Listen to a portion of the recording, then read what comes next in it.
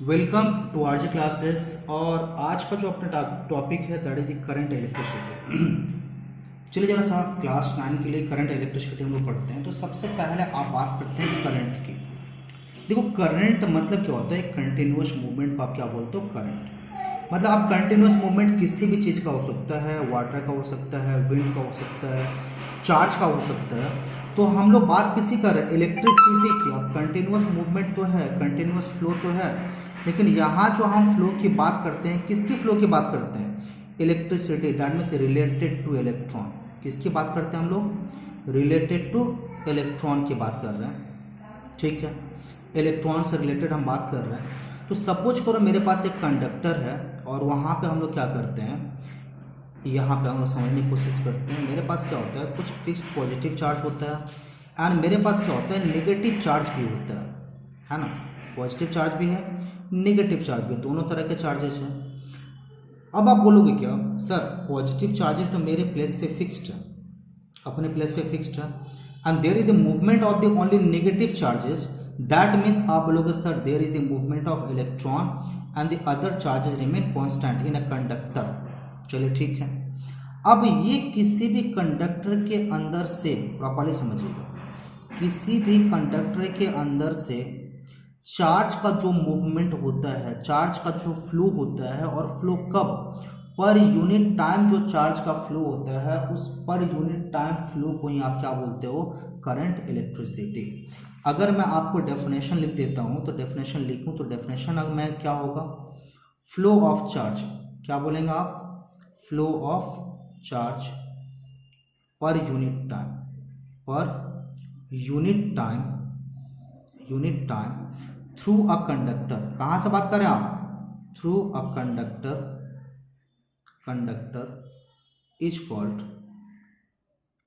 Called current electricity. आपने इसको क्या बता दिया, करंट इलेक्ट्रिसिटी। अब सपोज करो अगर हम इसको मैथमेटिकली एक्सप्रेस करें तो फिर कैसे एक्सप्रेस करेंगे, क्योंकि वही जो है आपके पास मेन रहेगा, क्योंकि आप उतना समझ लोगे तो करंट इलेक्ट्रिसिटी के बारे में करीब करीब जितनी भी चीज़ें हैं सब समझ जाओगे। तो चले जरा सा हम बात करते हैं। अच्छा, आई अगर आपके पास करंट को स्टैंड रिप्रेजेंट करता है, करंट किससे रिप्रेजेंट करते हैं, आई। चार्ज को हम लोग चार्ज क्यू से रिप्रेजेंट करते हैं एंड टाइम टी से। तो सपोज करो अगर किसी भी मिस कंडक्टर के अंदर क्या होता है, क्यू चार्ज फ्लो करता है कितने टाइम के अंदर, टी टाइम के अंदर। तो और अगर उसके अंदर I amount of the current develop होता है, then mathematically it can be written as I equals to, क्या लिखेंगे आप, I equals to Q by t. मतलब फ्लो ऑफ चार्ज। अब यहीं से देखो जरा सा, यहीं से आप इतना अगर आप समझ लेते हो ना करंट के लिए, इसका मतलब आप यहाँ से डेफिनेशन, आप यहाँ से क्या बोलते हैं यूनिट, आप यहाँ से न्यूमेरिकल्स के लिए भी क्या होगा, तैयार हो जाओगे। तो अब यहाँ से आपने क्या किया, तो यहाँ से क्लियर आप ये कर दिए हैं, आई इक्वल्स टू आप क्या बोले, क्यू बाई टी। तो आप सिंपल सा बात आप ये बता रहे हैं कि flow of charge per unit time through a conductor, properly समझिएगा, flow of charge per unit time through a conductor is said to be क्या कहलाएगा, इलेक्ट्रिक करंट। खत्म। अब इसके लिए हम बात करते हैं यूनिट की। मैथमेटिकली तो हमने लिख दिया, अब हम बात करें किसकी, यूनिट की। अच्छा, चार्ज के लिए यूनिट क्या होगा, आप बोलते हो कूलम। चार्ज के लिए यूनिट क्या आ गया, कूलम आ गया। और टाइम के लिए मेरे पास यूनिट क्या होता है, सेकेंड, क्योंकि हमको लर्न नहीं करना, अब सिंपली रिप्रेजेंट करते चले जानी है। कूलम के लिए आप शॉर्ट में क्या लिखते हो, सी, और टाइम के लिए आप क्या लिखते हो, एस लिखते हो, सेकंड लिखते हो। चलिए जरा सा, तो अब यहाँ से आप क्या करते हो, बहुत नॉर्मल से बात करते हो, यूनिट लिख दो आप। तो आई इक्वल्स टू क्या आ जाएगा आपके पास, करंट की यूनिट की बात कर रहे हैं। चार्ज के लिए आपने क्या लिखा, कूलम लिख दो, कूलम बाय आपने बोला क्या, सेकेंड, ये लिख दिया। शॉर्ट में अगर मैं लिखूं तो ये क्या हो जाएगा, I equals to C by क्या हो जाएगा, S, and I equals to क्या हो जाएगा, सी एस क्या हो जाएगा, इनवर्स आ जाएगा। ये आ गया आपके पास। लेकिन आप फिर बोलोगे सर ये जो मेरे पास टर्म्स हैं, या ये जो मेरे पास टर्म्स हैं, फिजिक्स में जब भी टू और मोर क्वांटिटी को लेकर अगर आप कुछ भी यूनिट लिखते हो, कुछ रिप्रेजेंट करते हो, इसका मतलब बात बहुत क्लियर सा है। इसके लिए आपको एक सिंगल वर्ड यूज करना होगा और वो सिंगल वर्ड क्या होगा, एम्पियर। क्या हो जाएगा, एम्पियर। आप लिख दो एम्पियर।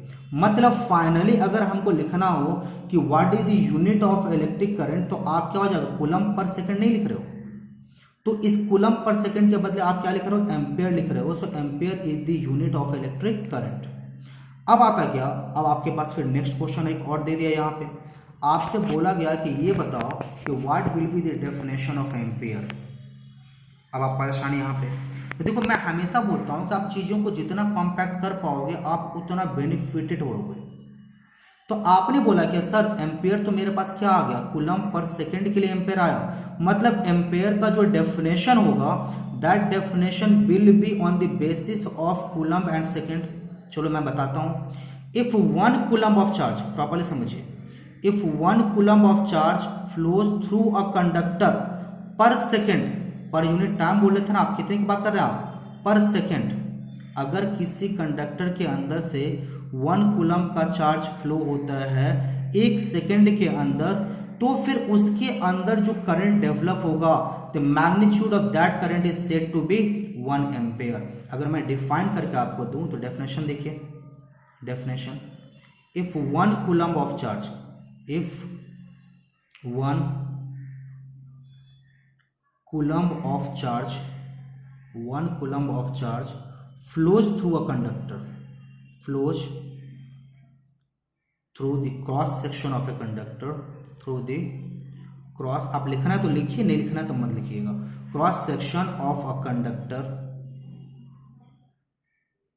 पर सेकेंड। कितने की बात कर रहे हैं आप, पर second. Amount of current developed, amount of current flowing through, amount of current flowing through it, flowing through it, through it is said to be, is said to be 1 ampere. कितने का, 1 एम्पियर का हम बोलेंगे current इसके अंदर से flow करता है। तो देखो अभी क्या हो गई, बात हो गई कि आपने करंट की बात कर ली, मैथमेटिकली एक्सप्रेस कर दिया, आपने यूनिट लिख दिया, सब लिख दिया, लेकिन अभी आप बता क्या रहे थे कि सर करंट फ्लो का एक कंडक्टर के अंदर से करंट फ्लो का जनरली मतलब यही होता है कि चार्ज का फ्लो होना। बोलोगे सर चार्ज का फ्लो होना तो समझ में आ गया हमको, लेकिन यहाँ पे 2 तरह के चार्जेस थे, one was the positive and other is the negative. तो अगर मेरे पास पॉजिटिव एंड नेगेटिव दोनों हैं, लेकिन फिर सर आप बता रहे थे कि पॉजिटिव चार्ज फिक्स्ड होता है, negative charge is only movable. तो नेगेटिव चार्ज अगर मूव करता है मतलब हम ये बता रहे हैं क्या, सो मूवमेंट ऑफ इलेक्ट्रॉन को ही हम क्या बोलेंगे, इलेक्ट्रिक करंट बोलेंगे किसी भी कंडक्टर के अंदर से। तो अगर अब हमको सर अगर मूवमेंट ऑफ इलेक्ट्रॉन है तो इलेक्ट्रिक करंट को तो आपने इन टर्म ऑफ चार्ज तो एक्सप्रेस कर दिया, लेकिन अगर हमको इसी चीज को in term of electron represent करना हो तो हम कैसे रिप्रेजेंट करेंगे। तो इसका मतलब ये हो गया, हम क्या बोले, flow of charge per unit time, जितना चार्ज फ्लो करेगा, इसका मतलब बोलते हो कि सर इसका मतलब ये हो गया कि जितना इलेक्ट्रॉन फ्लो करेगा।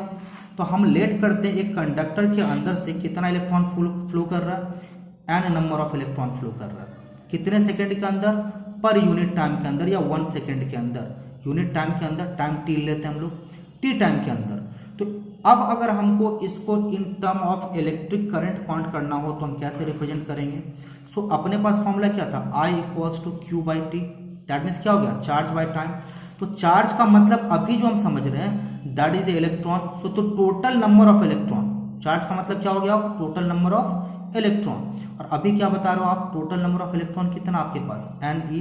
तो इसको आप ऐसे भी एक्सप्रेस कर सकते हो, एन ई बाई क्या बोल सकते हो आप, टाइम बोल सकते हो। सो दैट इज क्या हो जाएगा, mathematical representation of electric current in term of electron. ये हमको क्या कहाँ काम पड़ेगा, तो ये हमको न्यूमेरिकल्स सॉल्व करने के लिए भी काम पड़ेगा।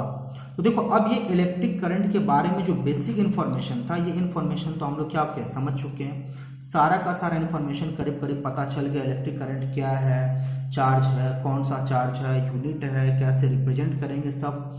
नेक्स्ट वीडियो में हम लोग क्या करेंगे, अब इस करंट के बारे में समझने की कोशिश करेंगे डायरेक्शन क्या होगी, पोटेंशियल क्या होगी, इंस्ट्रूमेंट क्या क्या है, तो ये सारा जो है हम लोग नेक्स्ट वीडियो में कंप्लीट करेंगे।